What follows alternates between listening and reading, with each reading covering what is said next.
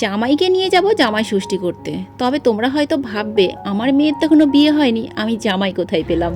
আরে আমার মেয়ের এখনো বিয়ে হয়নি তো কি হয়েছে, তারা তো ছোট, কিন্তু আমার বাড়িতেও তো কারো জামাই আছে, তো সেই জামাইকে নিয়েই যাব এখন জামাই ষষ্ঠী করতে। আরে দাঁড়াও দাঁড়াও, আমি তোমাদের সঙ্গে একটু মজা করলাম, আসলে আমি তো যাব আমার ছেলেকে নিয়ে ষষ্ঠী করতে। তো হ্যালো সবাইকে, গুড মর্নিং, কেমন আছো সবাই? আশা করছি সবাই খুব ভালো আছো, আমি তো ভীষণ ভালো আছি।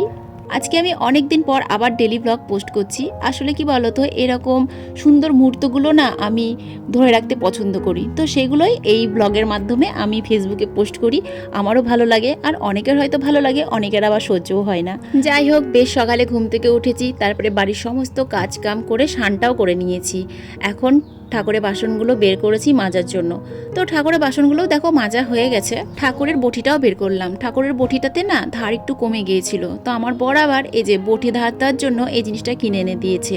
কিছুদিন আগে আমার একটু তারের প্রয়োজন ছিল, তো তারটা ছিল অনেকটাই বড়, তো আমার আবার বটি দিয়ে আমি ওই তারটাকে কাটতে গিয়েছিলাম। তার তো কাটা হয়নি, কিন্তু আমার বটির ধারটাই নষ্ট হয়ে গিয়েছিল, দিয়ে আর সবজিপাতি কিছুই কাটতে পারছিলাম না। তো এরকমটা আমার সঙ্গে মাঝে মাঝেই হয়, তো সেই কারণে মাঝে মাঝে এখান থেকে ওখান থেকে আমাকে বটি ধার করে আনতে হয়।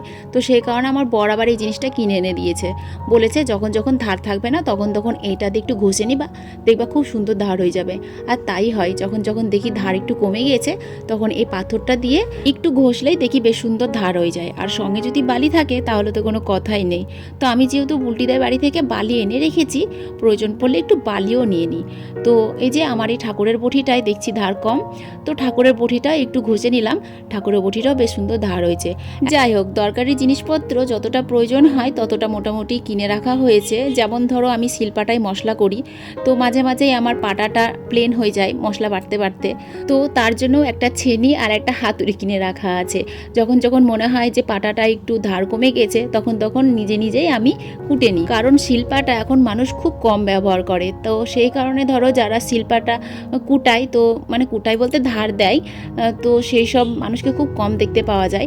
আর আমাদের পাড়াতে একটা ঠাকুমা ছিল, তো সেই ঠাকুমাটা মারা গিয়েছে, সেই কারণে নিজের জিনিস এখন নিজেই সব কিছু করে নিতে শিখে গিয়েছি।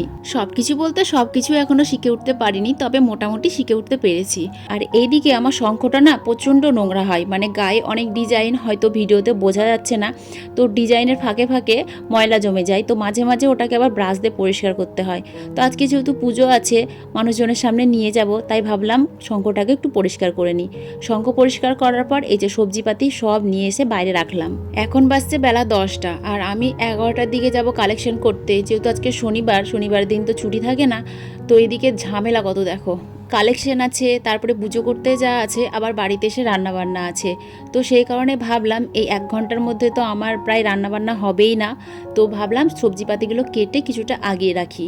আর এই সবজিগুলো কালকে রাতের বেলায় আমার মা দিয়ে গিয়েছে, 5 তরকারির সবজি, কারণ এবার আমার মায়ের বাড়িতে পুজো হবে না, পুজো হবে আমাদের বাড়িতেই। তো সেই কারণে আমাদের বাড়িতেই সব কিছু। তো ওদিকে সবজিটা কেটে রাখলাম, আর এইদিকে ছোলার ডালটা সেদ্ধ করে রাখলাম। এখন 10:30 বাজছে, সবজি কাটতেই আমার আধ ঘন্টা সময় লাগলো। তো ডালগুলোকে সেদ্ধ বসিয়ে দিয়ে ওইদিকে আমি যাব রেডি হতে।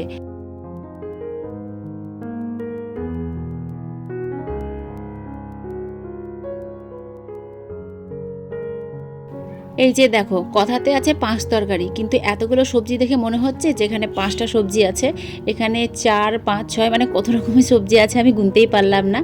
যাই হোক, কিছুটা কাজ আগিয়ে রাখলাম, তারপরে এখন এই যে কুর্তিটা পরে যাব কালেকশন করতে গিয়ে আমাকে ধরো আরও অনেক কিছু বাজার হাট করতে হবে, যেগুলো মা করে দিয়ে যায়নি, তো সেগুলোই বাকি আছে। জানো তো, আজকে অনেক দিন পর এত বড় ব্লগ এডিট করছি, তো আমি কি বলবো না আমি কিছু বুঝতেই পারছি না, আমার কথাগুলো কেমন যেন আটকে যাচ্ছে। তো যাই হোক, এইদিকে দেখো গরমের জন্য একেবারে ভূত সেজে নিয়েছি, যাতে আমাকে দেখতে না পায় কেউ। দেখতে না পায় বলতে আমার মুখটা যেন দেখতে না পায়, কারণ এমনিতেই কালো, আর এত গরম যে মুখ খুলে যদি এই রোদে বেরোই তাহলে আমাকে কেউ চিনতেই পারবে না। 1 ঘন্টা পর যদি বাড়িতে আসি পুরো মুখ একেবারে কালো হয়ে যায়, যতই সানস্ক্রিন মাখি না কেন তবুও কেমন যেন মুখ হাত পাগুলো কালো কালো লাগে দেখতে। তো আমার কালেকশন মোটামুটি হয়ে গেছে, এখনও কিছুটা বাকি আছে। তো সদরঘাটে এলাম, যেহেতু আসল জিনিসই আমার না হয়েছিল না, আর ফুলতলার বাজার আমি পাইনি। সেটা হচ্ছে তোমার ওই বাঁশের পাতা, জিয়ালার পাতা, তারপরে ধরো আম, তারপরে ওই করম চা সব কিছু দিয়ে, এই যে আমার হাতে যেই আটিটা আছে আর কি, এই আটিটা, এটা তো আগে ছোটোবেলাতে আমরাই পেরে টেরে নিয়ে এসে আটি বাঁধতাম। এখন তার সেই যুগ নেই যে এখান থেকে ওখান থেকে নিয়ে এসে আটি বাঁধবো, এখন তো বাজার থেকে সব কিছু কিনে নিয়ে আসতে হয়। তো সঙ্গে এনেছিলাম আটি, তারপরে পাখা, ফুল, আর এদিকে এনেছিলাম তোমার হচ্ছে মিষ্টি, দই, আর ঠাকুরের জন্য 5 রকমের মিষ্টি, সব কিছু যেগুলো ধরো কালকে আনা হয়নি। তো ভয় পাচ্ছিলাম যে ফুলতলার বাজারে আটি পেলাম না, যদি সদরঘাটের বাজারে না পাই তাহলে হয়তো আমাকে এবার জঙ্গলে জঙ্গলে গিয়ে নিয়ে আসতে হবে। ওই আটির মধ্যে মনে হয় বাঁশ পাতা থাকে, জিয়ালার পাতা থাকে, করম চা, লেবু, পেয়ারা, তারপরে অনেক কিছুই থাকে, জাম পাতা থাকে। যাই হোক, আমি বাজার টাজার করে এনে দিলাম। সঙ্গীতা অফিস থেকে এসে স্নান করে ও ফল টলগুলো ঠিকঠাক করছে, দিদাকে দিয়েছি ময়দাটা মাখতে। আর আমি এই যে নতুন একটা শাড়ি পরে এসে ঘরের পুজোটা দিতে লাগলাম, কারণ ঘরের পুজো না দিয়ে তো বাইরে পুজো দিতে যেতে নেই। তো সেই কারণে ধরো আগে ঘরের পুজোটা দিয়ে নিব। তো প্রথমে ঠাকুরের সিংহাসনটা একটু মুছে নিলাম, আর এই যে আমার ভোলে বাবাটাকে একটু গঙ্গার জল দিয়ে স্নান করিয়ে নিলাম। এই শাড়িটা আমার বর আমাকে এনে দিয়েছিল দোল উৎসবে পরার জন্য, কিন্তু এত সুন্দর শাড়ি পরে যদি দোল উৎসবে রং খেলতে যাই তাহলে শাড়িটায় নষ্ট হয়ে যাবে, যেহেতু নতুন শাড়ি। তো সেই কারণে দোল উৎসবে আমি কিন্তু এই শাড়িটা পরিনি, একটা সাদা রঙের শাড়ি পরেছিলাম, আর এই শাড়িটা রেখেই দিয়েছিলাম যে ষষ্ঠীর দিন পরবো। আর এই শাড়িটা ছিল বলে আমি কিন্তু ষষ্ঠীর জন্য আর শাড়িটারি কিনিনি, তবে ছেলের জন্য একটা গেঞ্জি আর একটা প্যান্ট কিনেছিলাম, যেহেতু ও যতগুলো জামা কাপড় পয়লা বৈশাখে কিনে দিয়েছিলাম, 3টে মনে হয় কিনে দিয়েছিলাম, 3টেই পরে ফেলেছে। তো নতুন বলে কিছুই ছিল না, সেই কারণে ওকে গেঞ্জি প্যান্টটা কিনে এনে দিয়েছি। তো ঘরের পুজো করা হয়ে গেল, এখন আমরা যাচ্ছি ষষ্ঠীতলা। তো আমার সঙ্গে দেখো আমার ছোট ছেলেও যাচ্ছে, আর দেখেছো কেমন রোদ।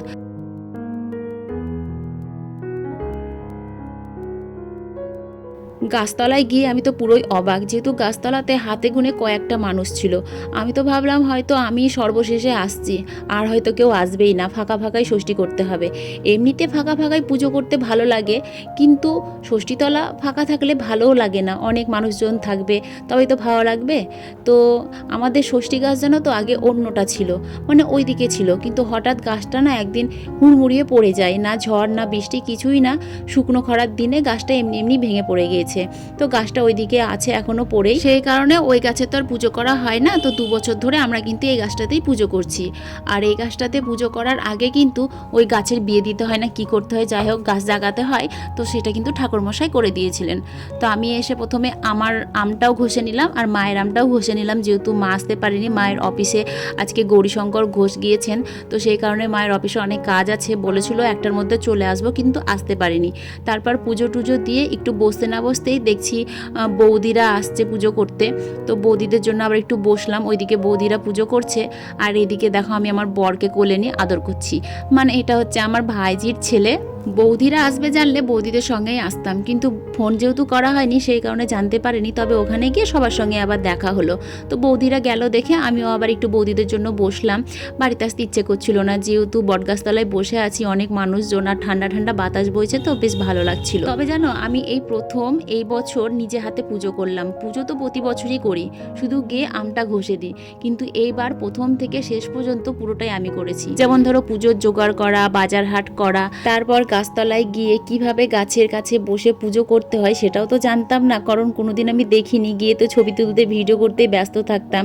তো পুরোটাই আমি নিজেই করেছি। তো নিজে করেছি বলাটাও ভুল, কিছুটা ধরো দেখেছি, কিছুটা জানতাম, আর কিছুটা ধরো আশেপাশের কাকিমা, জেঠিমা, বৌদি, পাড়া সবাই ছিল, তাদেরকে জিজ্ঞেস করে করে তারপরে পুজোটা করেছি। মানে আগে কি দিতে হয়, দই দিতে হয় না হলুদ দিতে হয় না তোমার ফুল দিতে হয় কি ফল দিতে হয়, মানে একটা তো নিয়ম থাকে পুজো করা, তো সেই নিয়মটা ধরো আমি জানতাম না। তো সেই কারণে আশেপাশে সবাইকে জিজ্ঞেস করে সেই নিয়ম অনুযায়ী আমি কিন্তু পুজোটা করেছি। পুজো শেষ হয়ে গিয়েছে, বৌদিও পুজোটা দিয়ে নিয়েছে, বৌদিও এবার প্রথম পুজো করেছে, বৌদিও জানতো না, আমাকে জিজ্ঞেস করলো, আমি বলে বলে দিলাম যে আমি এইভাবে পুজো করেছি।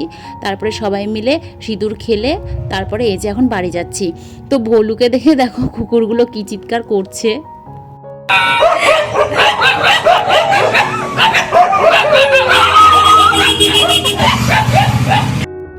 ভোলুটার জানে ভয় বলে কিচ্ছু নেই। যদি আমি গাড়িতে করে কোথাও যাই তাহলে হয়তো গেট পর্যন্ত বেরোবে, কিন্তু আমি যদি হেঁটে হেঁটে কোথাও যাই না, আমি যত দূর যাব ও কিন্তু তত দূর আমার সঙ্গে চলে যাবে।